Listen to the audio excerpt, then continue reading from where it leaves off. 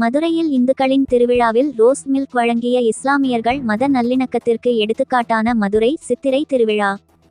மதுரையில் நடைபெற்று வரும் சித்திரை திருவிழாவில் 4ஆம் நாளான இன்று சாமியும் அம்மனும் வீதி உலா செல்லும் சாலையில் அமைந்துள்ள முகையத்தின் ஆண்டவர் புராதன தர்கா சார்பாக ரோஸ் மில்க் மற்றும் இனிப்புகள் வழங்கி உற்சாகமூட்டிய இஸ்லாமியர்கள். உலக புகழ்பெற்ற மதுரை சித்திரை திருவிழா மிக கோலாகலமாக நடைபெற்று வரும் நிலையில் அதன் 4ஆம் நாளான இன்று வில்லாபுரத்தில் அமைந்துள்ள பாகற்காய் மண்டபத்தில் அம்மனும் சுவாமியும் இன்று காலை 9 மணி அளவில் எழுந்தருளினர். பகல் முழுவதும் அங்கே பக்தர்களுக்கு அருள் பாலித்த நிலையில் மாலை 6:30 மணி அளவில் பாகற்காய் மண்டபத்தில் இருந்து புறப்பட்டு மீண்டும் தெற்கு வாசல் சின்னக்கடை வீதி மரவச்சாவடி வழியாக மீண்டும் அம்மனும் சாமியும் கோவிலை இரவு சென்று அடைந்தனர்.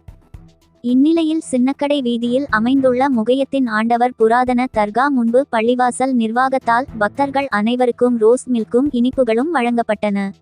சுவாமி அம்மன் ஊர்வலத்தில் பங்கேற்ற காவல்துறையினரும் பொதுமக்களும் ரோஸ் மில்க் பருகி தங்களது தாகத்தை தணித்து கொண்டனர்.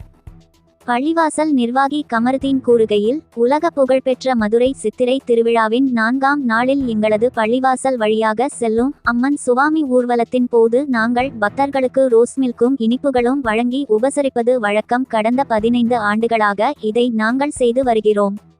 முற்றுப்புள்ளி. மத நல்லிணக்கத்திற்கு மிக எடுத்துக்காட்டான நிகழ்வாக இதனை நாங்கள் பார்க்கிறோம். இதுபோன்ற நல்லிணக்கம் தொடர்வதற்கும் உலக மக்கள் அனைவரும் அமைதியுடன் வாழ்வதற்கும் அனைவரும் பிரார்த்தனை செய்ய வேண்டுமாய் நாங்கள் கேட்டுக்கொள்கிறோம். நாங்கள் எங்களை சுற்றி உள்ள அனைவரிடமும் எந்தவித பாகுபாடும் பாராமல் பழகுகிறோம். எங்களது பள்ளிவாசலுக்கு கூட இந்துக்களும் கிறிஸ்தவ மக்களும் தான் அதிகமாக வருகை தருகின்றனர். இங்கு நிலவும் இந்த ஒற்றுமை இந்தியா முழுவதும் பரவ வேண்டும் என்பதுதான் எங்களது வேண்டுகோள் என்றார்.